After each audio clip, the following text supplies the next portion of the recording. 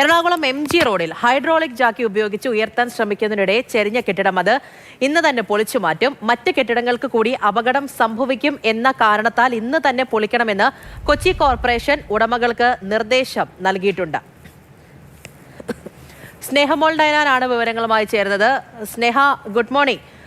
ഈ കെട്ടിടം അവിടെ നിൽക്കുന്നത് അത് വലിയ അപകട ഭീഷണി ഉയർത്തുന്ന ഒന്നാണ്. അതുകൊണ്ട് ഇന്ന് തന്നെ പൊളിച്ചു നീക്കണം എന്നുള്ള കർശന നിർദ്ദേശമാണ് കോർപ്പറേഷൻ നൽകിയിരിക്കുന്നത്. എങ്ങനെയായിരിക്കും ബാക്കി നടപടികൾ?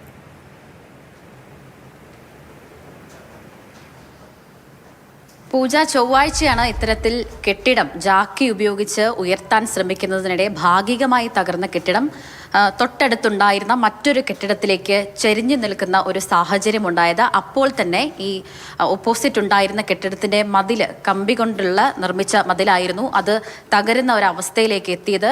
ചെറിയ തോതിൽ മറ്റ് കെട്ടിടത്തിന് കേടുപാടൊക്കെ തന്നെ സംഭവിച്ചിട്ടുണ്ട്.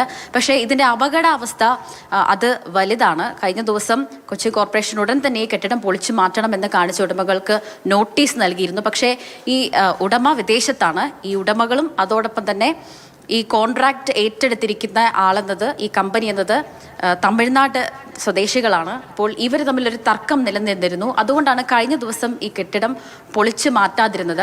അതേ തുടർന്ന് ഇന്ന് തന്നെ കെട്ടിടം പൊളിച്ചു മാറ്റണം എന്നൊരു കർശന നിർദ്ദേശമാണ് കൊച്ചി കോർപ്പറേഷൻ ഉടമകൾക്ക് നൽകിയിരിക്കുന്നത്. അപ്പോൾ ഇന്ന് തന്നെ കെട്ടിടം പൊളിച്ചു മാറ്റും. പക്ഷേ എപ്പോഴാണ് പൊളിച്ചു മാറ്റുക, ഏത് സമയത്താണ് പൊളിച്ചു മാറ്റുക എന്ന കാര്യത്തിൽ വ്യക്തതയില്ല.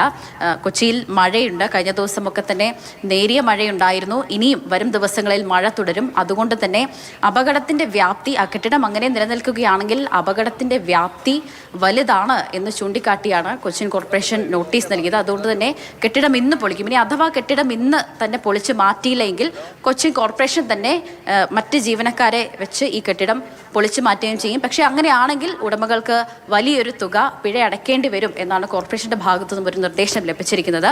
അപ്പോൾ ഇന്ന് തന്നെ കെട്ടിടം പൊളിച്ചു നീക്കാനാണ് കോർപ്പറേഷൻ നിർദ്ദേശം നൽകിയിരിക്കുന്നത്. അതേ തുടർന്ന് കെട്ടിടം ഇന്ന് പൊളിച്ചു മാറ്റുകയും ചെയ്യും. ശരി.